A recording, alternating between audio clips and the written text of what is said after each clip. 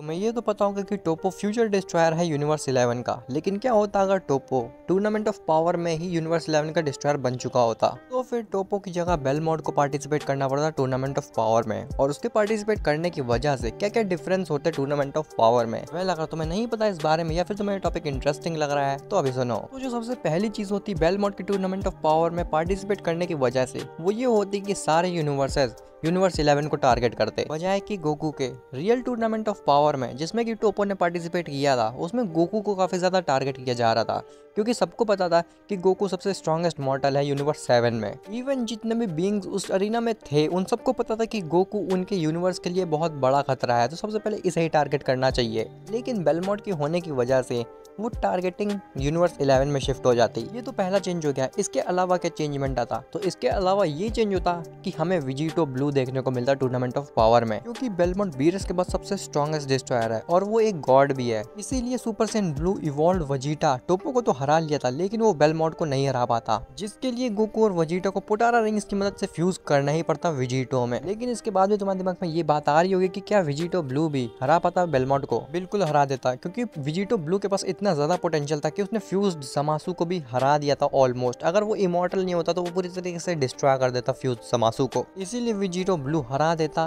Belmont को भी। लेकिन क्या इसके बाद गोकू अल्ट्रा इंस्टिंक्ट में ट्रांसफॉर्म हो पाता दोबारा? क्योंकि विजिटो ब्लू अगर बेलमोंट को हरा सकता है तो जिरन को भी हरा ही सकता है। तो ऐसा बिल्कुल नहीं होता, क्योंकि विजिटो की टाइमिंग होती है 45 मिनट्स, और जैसे जैसे वो अपनी एनर्जी को कंज्यूम करता जाता है वैसे उसकी टाइमिंग घटती चली जाती है। इसीलिए हो सकता था कि वो बेलमोंट की फाइट के बाद अनफ्यूज हो जाते, या फिर वो जिरन से फाइट करते समय अनफ्यूज हो जाते, जिसके बाद गोकू अपनी MUI की मदद से जिरन को हरा देता।